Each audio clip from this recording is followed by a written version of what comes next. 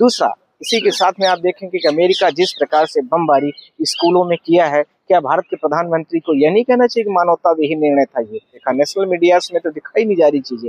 इतने बड़े लेवल पर, व्यापक लेवल पर गैस की लोगों की लाइनें लगी हुई हैं, और उस लाइनों का यदि इसी तरह से ईरान भी 4 से 10 दिन तक गैस की सप्लाई भारत देश की बंद कर दे, तो मुझे लगता है कि भारत देश की रीढ़ की कमर टूट जाएगी।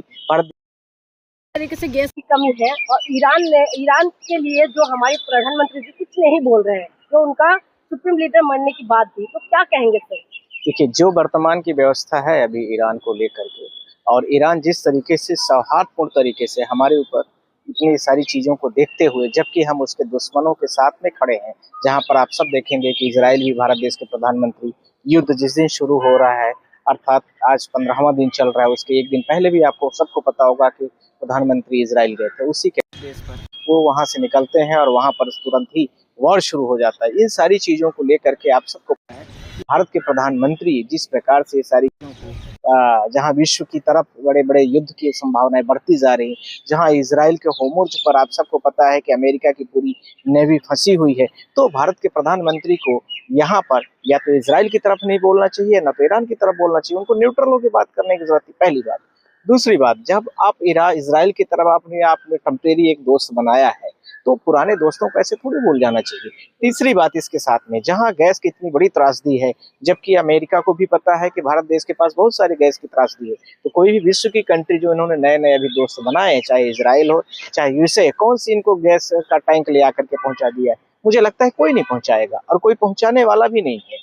चौथी बात इसी के साथ में, जिस प्रकार से भारत में हाहाकार 2-2, 3-3 किलोमीटर की लाइनें लग रही, मैंने बहुत सारे इंस्टाग्राम में, बहुत सारे सोशल मीडियाज में देखा, नेशनल मीडियाज में तो दिखाई नहीं जा रही चीजें। इतने बड़े लेवल पर, व्यापक लेवल पर गैस की लोगों की लाइनें लगी हुई हैं, और उस लाइनों का यदि इसी तरह से ईरान भी 4 से 10 दिन तक गैस की सप्लाई भारत देश की बंद कर दे, तो मुझे लगता है कि भारत देश की रीढ़ की कमर टूट जाएगी। भारत देश की सारी गाड़ियां खड़ी हो जाएंगी, सारी स्कूल कॉलेजेस बंद हो जाएंगे। इसी के साथ में जो विभिन्न प्रकार के हॉस्पिटल चल रहे हैं, कोर्ट चल रही है, सुप्रीम कोर्ट के भी लोगों के लिए जरूरत पड़ती है, तो सारी जब फ्यूल सिस्टम बंद हो जाएगा तो आप क्या करेंगे? लेकिन सर, सरकार तो आज भी दावा कर रही है कि जो कच्चा तेल है उसकी कोई कमी नहीं, गैस की कोई कमी नहीं है। विपक्षी क्यों हंगामा कर रहा है? मुझे लगता है कि जो लोगों को ये बताते हैं वो शायद वो जो लोग बोल रहे हैं और जिन लोगों को बताया जा रहा है, उनको या तो यह वैज्ञानिक तथ्य पता नहीं है कि कितना विश्व में गैस है, और कितना विश्व से पाइपलाइन के द्वारा, कितना पेट्रोलियम, कितना एयर, ये सारे फ्यूल्स लिए जा रहे हैं, और कितना भारत से उत्पादन होता है। भारत में 4 ही 5 ऐसे स्टेशन है, जैसे असम में हो गया, आप सबको पता है। दूसरा आपको पता है कावेरी वाला, कृष्णा का बेसिन जो है महाराष्ट्र में जो है। इसके साथ में आप देखेंगे बॉम्बे का हाईवे, जो हम लोग पहले बचपन में पढ़ते थे, वहां से होता है। और इसके अलावा भारत देश में कहाँ से गैस का उत्पादन हो जाएगा?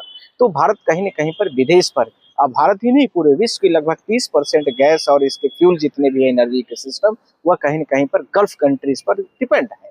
और इस समय पर जो वर्तमान में गल्फ कंट्रीज के ऊपर अमेरिका की नजर गड़ी हुई है, और कोई कारण नहीं है उसमें, सिर्फ और सिर्फ 2 कारण है, वो एनर्जी। अमेरिका उनको मारेगा भी, अमेरिका उनसे गैस भी लेगा, अमेरिका की जो सैन्य सारी चीजें की जितनी सप्लाई, जितनी भी चीजें यूजेस हुई है, उसकी भरपाई भी उन्हीं लोगों से करेगा। ये अमेरिका का अपना मानवाधिकार है। दूसरा, इसी के साथ में आप देखेंगे कि अमेरिका जिस प्रकार से बमबारी स्कूलों में किया है, क्या भारत के प्रधानमंत्री को यह नहीं कहना चाहिए कि मानवता विहीन निर्णय था ये? यह नहीं कहना चाहिए कि भारत देश इस समय पर जो भी अमेरिका कर रहा है, आप ठीक है, आप की लड़ाई यदि है तो वहाँ के जो पॉलिटिशियन है उनसे है, आप बच्चों को क्यों मार रहे हैं, महिलाओं को क्यों मार रहे हो? ये कहाँ का निर्णय है? कहने के लिए तो आप विश्व की बड़ी बड़ी शक्तियां बन रही हैं।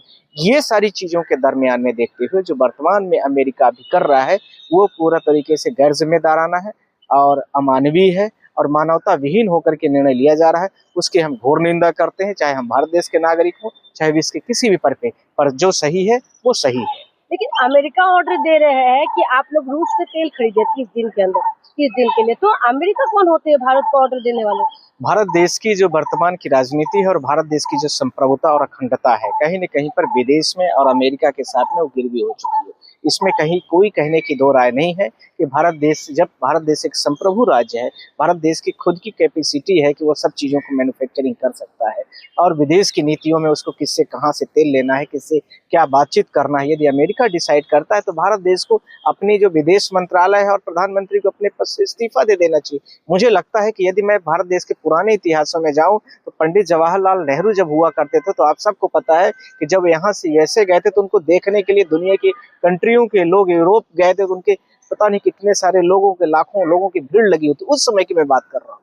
आज भारत देश के प्रधानमंत्री के पास ऐसे लोग नहीं आते। आज वर्तमान आपने देखा होगा कि 1964 के बाद भी जब आपने देखा है इंदिरा जी जिस समय पर पाकिस्तान के सारी चीजें अटैक हो रही थी, उधर पाकिस्तान वार कर रहा था, चाइना के अलग तरीके से अपने निर्णय चल रहे थे, तो आप सबको पता है कि रूस की जिस प्रकार से सहयोग किया और अमेरिका इसी दरवाजे से अपनी सारी मिसाइलें, अपने सारे युद्ध पोत, अपने सारे नेवी को लेकर के वापस चला गया था। तो ये भारत देश की विदेश नीति थी। उसके बाद में आप सबको पता हो कि डॉक्टर मनमोहन सिंह आए थे। उन्होंने उस समय पर जब अमेरिका ने ईरान पर हमला किया, इराक पर सॉरी, तो उन्होंने सीधा बोला कि मानवता विहीन निर्णय है।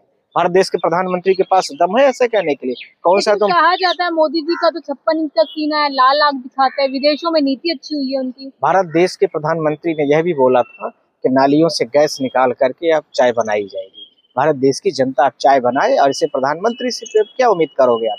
जब इस देश के प्रधानमंत्री से आप चाय बनाने वाली की बातें करेंगे, जो नाली में क्या किसी तवेले में छेद करके गैस पाइपलाइन से सप्लाई होगी, तो फिर भारत देश के जनता को क्यों वहाँ रोड पर खड़ी है? अब तो उससे जवाब लेना चाहिए, बनाओ उस टेक्नोलॉजी को, ले आओ। तो जिस टेक्नोलॉजी की तुम बात करते हो, जिस प्रधानमंत्री कितने निचले स्तर की बातें हों, उनके बारे में मुझे लगता है कि प्रश्न भी व्यर्थ है और ऐसे व्यक्ति को उस सीट में बने रहना भी व्यर्थ है। वह कहीं न कहीं पर देश का समय खराब कर रहे हैं, देश की जनता का भविष्य खत्म कर रहे हैं। जहां आप सब लोग देखिए कि चाइना, हम एक चीज, जितना आप टूल्स लेके खड़े सब चाइनीज है, जितनी चीजें आपके मेरे हाथ में, कपड़े तक अब आज चाइना के पूरे भारत देश की इंडस्ट्री मार्केट में आ चुके हैं। भारत देश की खुद की मैन्युफैक्चरिंग कहाँ है? सिर्फ जितनी चीजें सरकारी संपत्ति आती है वो पूरी बिजनेसमैनों की कहीं न कहीं पर जाकर के थोप रहे हैं, कहीं न कहीं सारी चीजों को उनको बेच रहे हैं और उनसे कमीशन या एजेंटी का काम कर रहे हैं। और क्या कर रहे हैं आप बताइए? कितने लोग बेरोजगार हैं? हमारी भारत ईरान पे इन सब तेल के मामले में, कच्चे तेल के मामले में कितना डिपेंडेंट? वर्तमान में या और पुराने डाटा की मैं बात करता हूँ, लगभग ये माना जाता था कि 70% के आसपास भारत देश विदेशी आयात से सारी चीजों को चलाता था। और सवाल यह भी है कि ईरान ज्यादा समय तक तेल की पाबंदियों को कर भी नहीं सकता, क्योंकि उसको भी एक्सपोर्ट और इंपोर्ट करने की आवश्यकता है, क्योंकि उसके भी जो वहाँ से जो ऑयल्स निकलते हैं विभिन्न द्वीपों से, उन द्वीपों में जो फारस की खाड़ी है और उसके साथ में कुवैत है, उसके साथ में सऊदी अरबिया है और विभिन्न जितनी भी कंट्रीज हैं, वहाँ पर बहुत सारे बिजनेस, ट्रेड और बहुत सारे एम्प्लॉयमेंट हैं। भारत देश के लगभग 5 करोड़ के आसपास आबादी ऐसी है जो वहाँ पर डायरेक्टली या इनडायरेक्टली तरीके से बिजनेस कर रही है। साथ ही साथ में ईरान की जो इकोनॉमी है वो तेल बेस्ड है, तो ज़्यादा समय पर वो तेल को रोक नहीं पाएंगे।